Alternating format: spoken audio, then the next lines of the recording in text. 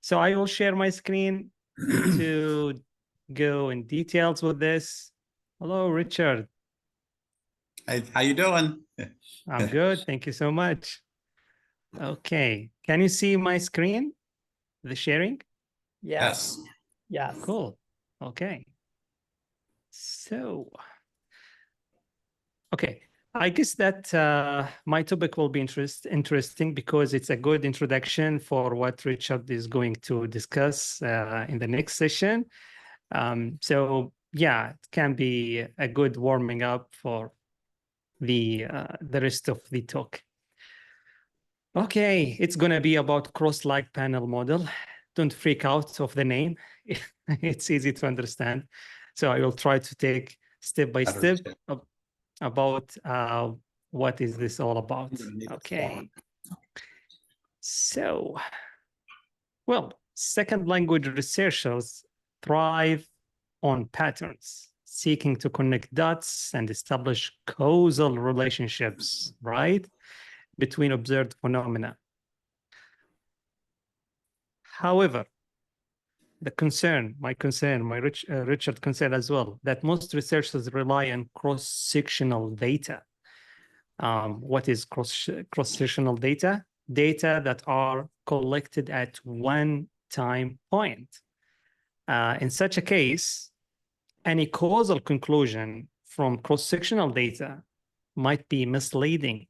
So it's actually difficult in social sciences in general, to assume or claim causality from cross-sectional data.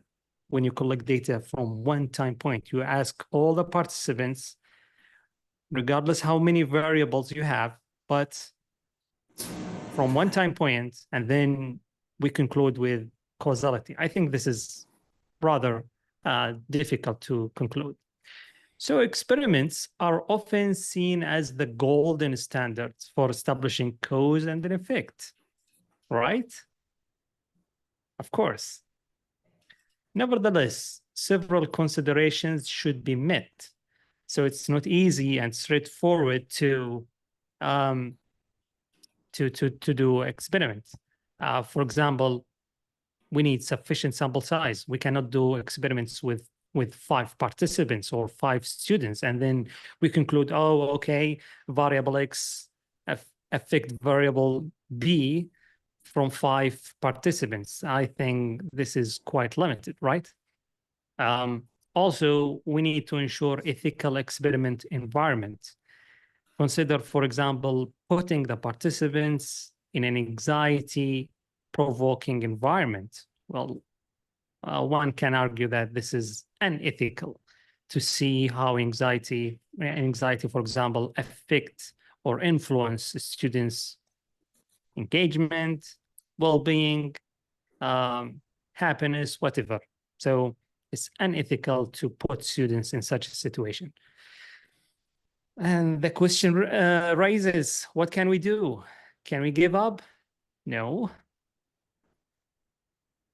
Luckily, the appropriate type of observational data can be a valid alternative to experiments. Oh, okay, we're relieved. We can use, for example, longitudinal data. Data in opposite to cross-sectional data, longitudinal data are collected from the same participants over time, at least 2 time points. In this case, we called it longitudinal data. So longitudinal studies in general offer a dynamic view of how variables interact and evolve over time. We mentioned that in a recent paper with my colleague, Al-Amr and Rabi, 2023, when we investigated the relationship between motivation and achievement. One of the beauty of longitudinal data is the advantage that over experiment in general, that it can be used when the directional relationship is controversial or exploratory in nature. So there is no solid, for example, theory about which one affect the other. So in a case when we have exploratory nature, or let's say under process, not so clear which one affect the other, we can use longitudinal data to understand which variable depends on the other over time. So this is one of the beauty of longitudinal data. Consider, for example, this is a good example to understand what's going on. Let's say we have two variables, x and y. This is not mathematics, by the way. X and y. Does x affect y? Does y affect x? Do x and y affect each other over time? Interesting, right? We have such questions from social sciences a lot. And it's rather difficult and limited, or let's say it's a bit rigid to say, no, it always X affect Y. There is no other argument. I think this is a bit rigid. So in many cases, we have kind of, let's say, exploratory nature. Consider this example, the longitudinal effect between language engagement and anxiety. It's difficult to say, no, it's only one way. It's engagement affect anxiety. It could be the other way around, right? Could be the other way around. So in such a case, we can use longitudinal data to discover out which one affect the other over time.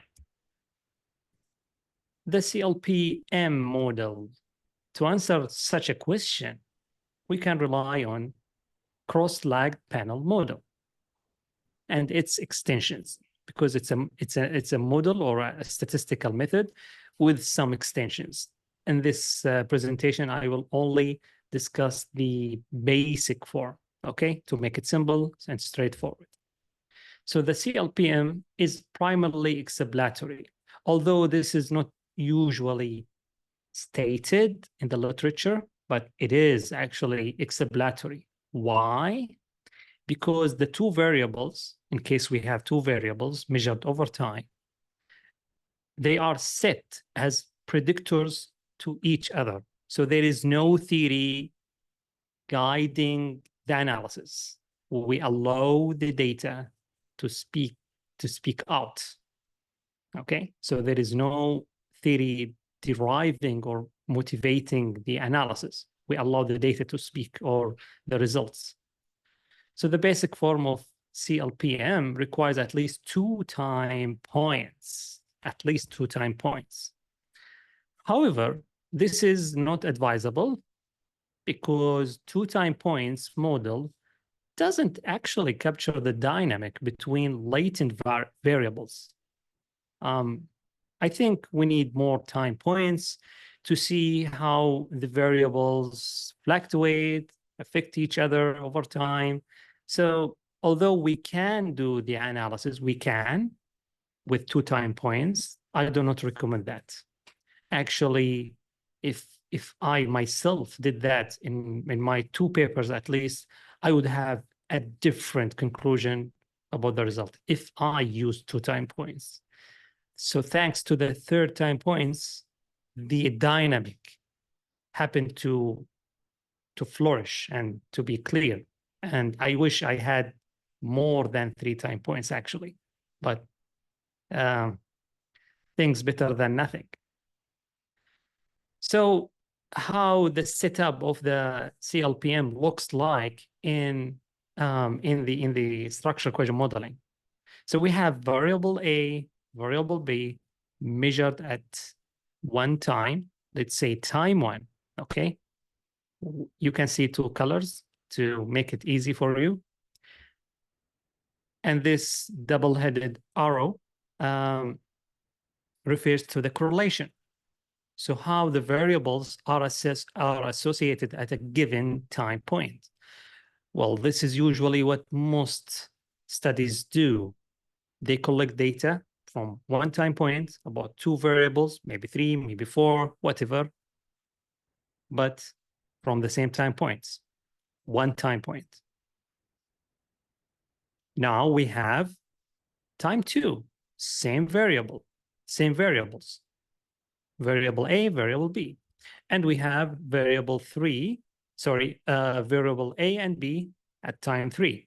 So we have 3 time points, same variables, same participants. So the double-headed arrows are the correlation. And then we have what we call autoregressive. So autoregressive answers a simple question: how the variable predicts itself in the future. So how variable A predicts variable A at time 2, which is essential. This is predicted, expected, and cannot be ignored. Now, there is nothing fancy here or something interesting. The interesting thing comes now. Are you ready? Okay. It's the cross-lagged effects. So how, for example, as you can see, how variable A predicts or affects variable B over and beyond the variance explained already by the same variable at the prior time point. So in this case, let's see this one, this effect of A on B. If B predicts itself very well, then there will be just a little for variable A to predict B.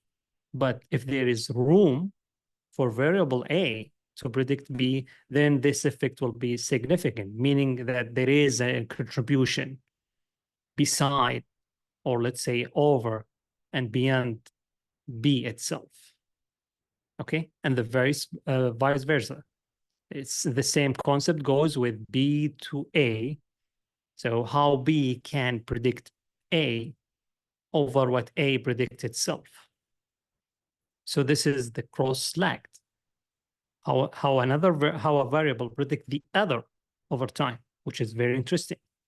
So controlling for the previous time point is very important. Okay, and the same concept goes from time 2 to time 3. Okay, how the data should look like, how the data looks like in Excel or SPSS or whatever, regardless of the software apps you are using. So it should look like this one. So let's say here, for example, we have gender, and we have engagement time 1, anxiety time 1, engagement time 2, anxiety time 2. So the row is the same participants. Let's say John.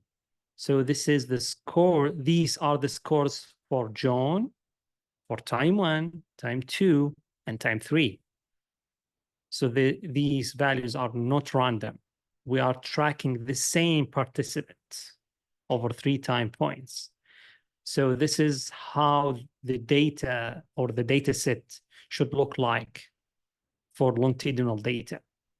Okay, because I got this a lot, questions from lots of friends and researchers, how the data sheet should look like this way.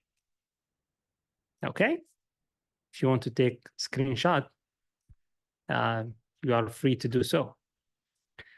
Okay, so knowing how the data should look like, let's have a real example, a published example. It's the language teaching research. Language achievement predicts anxiety and not the other way around. A cross-lagged panel analysis approach. It's the first time for me to use this analysis. It's actually published in 2021, so 3 years ago. And finally, this month, just this month, few days ago, have been assigned the volume number and the issue number. So the citation is now 2024. It's the journal policy. Anyway, so this is the barcode. If you want to screenshot, it's open access, and yeah, you can read it for free.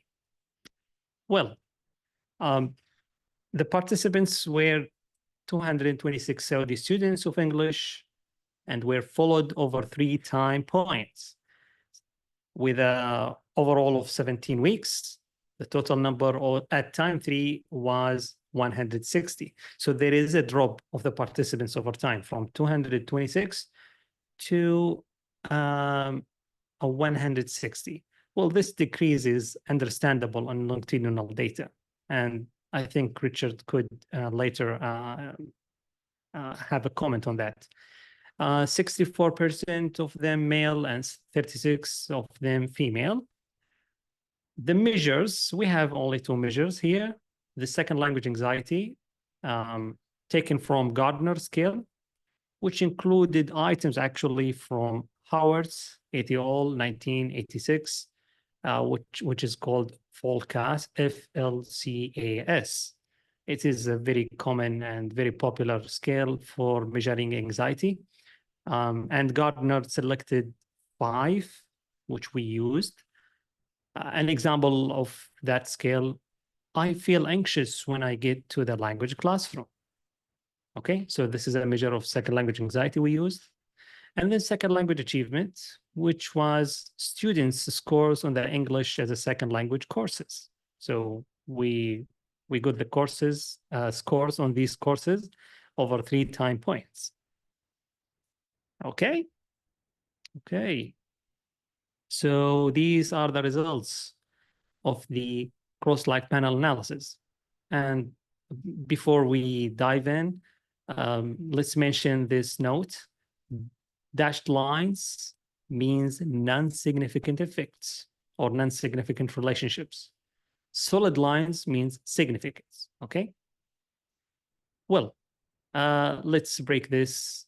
For the first time points, we see second language achievement time 1 and language anxiety time 1. We found that they are negatively correlated. Well, there is no surprises here because this is what most research done. They report the correlation, but the danger or the misleading conclusion they have from time 1 point that they would say, okay, they are negatively correlated. It means that language anxiety negatively affects second language achievement. It's really difficult to conclude that from collecting students' scores and feelings from the same time points. You see? So this is what the most students, the most researchers do. They collect data from only 1 time point. And we had the same result actually, but we cannot conclude causation or causal relationship between these two. The causal relationship should be these, the cross-lagged. In this case, both of them are non-significant, meaning that language anxiety at time 1 did not predict achievement at time 2. Neither do second language achievement time 1 predicted second language anxiety at time 2. None of them predict each other over time. Very interesting. What we found here from time 1 to time 2 is that the same variable predicts itself, which is logical and understandable. So achievement predicted itself and anxiety predicted itself, meaning that those with high anxiety remain with high anxiety. Those with high achievement remain high in achievement. Okay? Okay. Now the interesting stuff becomes clear from time 2 to time 3. I found, interestingly, and initially I was shocked actually, is that second language achievement negatively predicted anxiety at time 3. And I can still remember when I did the analysis and said to myself, what's going on here? I was expecting anxiety to predict negatively or negatively predict achievement. How come achievement predicts anxiety negatively? What's going on? Is there something wrong with the analysis? Let me do the analysis again, try again. Why was that? Because back in 2020, when I did the analysis, I was largely influenced by the ideas that anxiety is a bad thing and it's always affects students' achievement, engagement, and how they work in the classroom. But then when I found that second language achievement negatively predicts anxiety at time 3, can this be explained somehow? And then I did this work with Jian Lee, my PhD supervisor, by the way, and she told me, search the literature. You need to see, I think you will find someone who at least tap on anything around this area.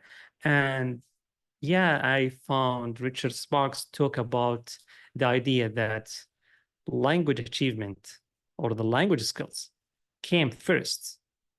So the problem is not starting from the anxiety. The story starts from language achievement, both first language and second language. And then I started to, that now makes sense. So it means to me now that when students increases their language skills or language achievement, their anxiety drop. Well, that makes sense. And I can relate to this. I found this in myself, actually.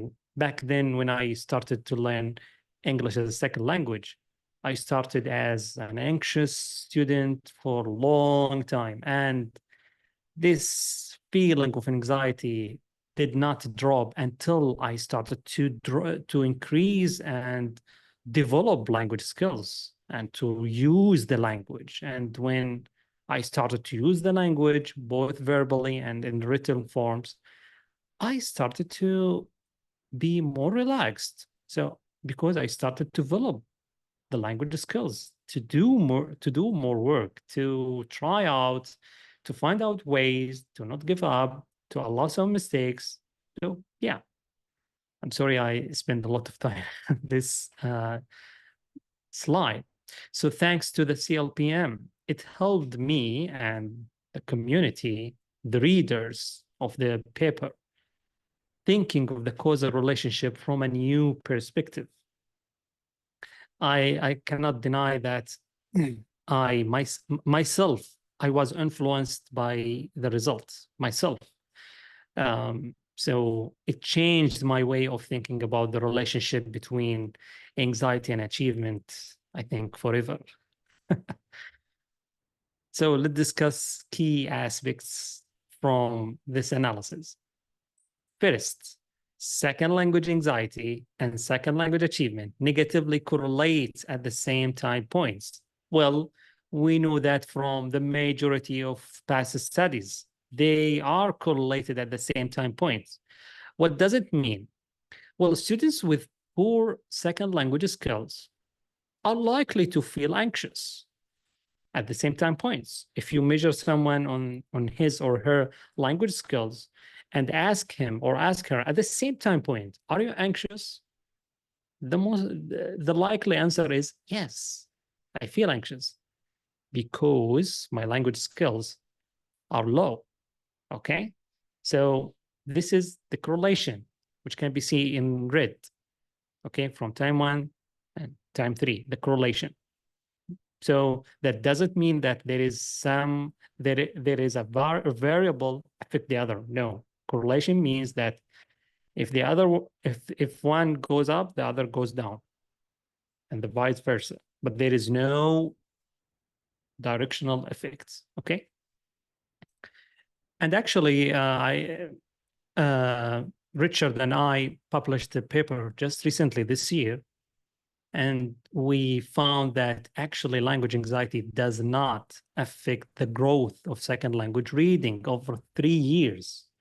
What actually predicts second language reading was second language aptitude and first language reading skills. So these two are way more important than anxiety. Anxiety did not predict the growth of a student's language, second language reading.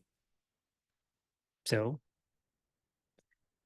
the second lesson is that only increased second language achievement predicts lower sense of anxiety.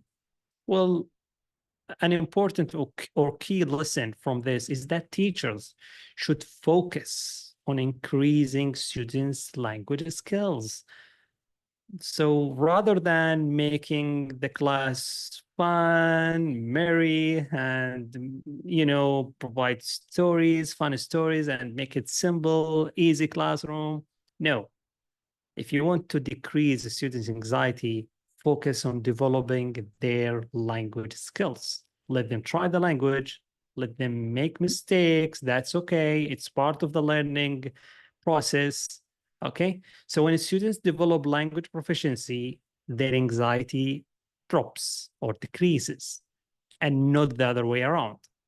Okay. So an evidence from this study and from our recent research, Sparks and Alamar 2024. So we have at least two from the same group that it's not anxiety, it's language skills that matter most. Okay, is there an extension or an improved method to the CLPM? The answer is yes. I will go just quickly for those who are interested. So the standard cross-like panel model assumes that all participants travel the same way over time. There are no individual differences over time 1, time 2, time 3. This is a problem because imagine that some students, say 15%, may start high on anxiety and become low over time, and vice versa. So the typical or the basic form of cross-like panel analysis does not account for the individual differences. What we need is to capture the individual differences. How can we do that? We need the intercept factor or latent variable. And we know that from the latent growth curve model. Anyone here who is familiar with the LGCM, latent growth curve model? Can you write something in the chat? Are you familiar with this type of analysis? So if yes, a little bit. A little bit. Okay. So we have the chief editor a little bit. Okay. So the intercept simply captures the individual differences. So how participants deviate from type 1? Do they grow or drop over time? So capturing time 1 and see how the participants deviate, fluctuate. Maybe they are stable. If they are stable, then the intercepts will be non-significant. But if they fluctuate significantly, the intercept will be significant. Let's see how the intercept looks like in the cross-like pan model. It will be like this. We have an intercept for motivation. For example, imagining that variable A represent motivation and variable B is achievement. We will have intercepts for each one.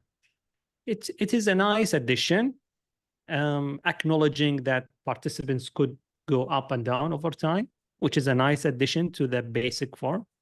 Okay. And if you want to read an example of that, you can check our paper published in Applied Linguistics with my friend Faqih Rabi. You can see a full example. I won't go deep into that because it's an advanced method. So I think it's the end of my presentation, and you can check these references to read more about the anxiety and achievement, as well as the longitudinal relationship between variables. And thank you all for being good listeners. And yeah, I guess we can have a few minutes for questions, and I would love be answering them. And then I will forward to Richard. So yeah, thank you so much. Thank you, Abdullah. So now we have got 10 minutes for Q&A. So you could speak using your mic, or you could type your question in the chat. You can just raise your hand. Abdullah, would you like to stop sharing, please? Sure. Okay. Sure. Unless you think you want to. In just a moment. Okay, all good now. So for the Q&A, perhaps the audience members might want to turn on their cameras, and then, if you like.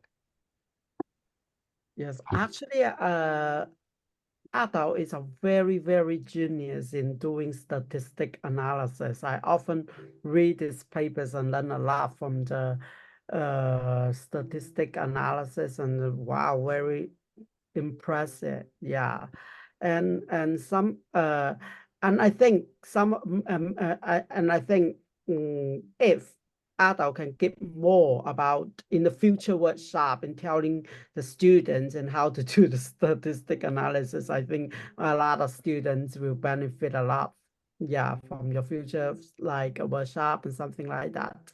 So I have a very minor question. It's about sometimes when after I run the result, and then the result often come in a way that not within my expectation. So what shall we do if that case happens? Yes. Yeah, I think you have repeated what I have encountered in my anxiety and achievement. Sometimes I always encourage my colleagues, my students, when they come across something interesting or opposite to their expectations, the first step would be, please make sure that you have analyzed the data correctly. So this is first step. Go from the very first step, like, for example, making sure that you have recorded the items correctly, because sometimes, and anxiety actually is a good example, because you need to make sure that you what is it, to make 5-1, because when someone say strongly agree on an anxiety, meaning that it is not a good thing, so you need to replace, okay, 1 with 5, 4 with 2, okay, because if you don't do that, then what you will get is the opposite, completely the opposite result. So we need to make sure that negatively worded items should be taken care of. And after that, if you still have that interesting finding, try to find out why. Ask questions like, is there something special about my sample? Is there something special about my measures? Is there something interesting about the language, the second language I'm using here? So if not, then, well, you need to face it. It is what it is. So, and yeah, I'm thankful, for example, in my case, that I didn't give up. I checked all these things and it remained the same, but there was a good explanation actually, and it changed my mind. It changed my way of thinking of that. I'm thankful for I listened to the evidence, I would say. Yeah.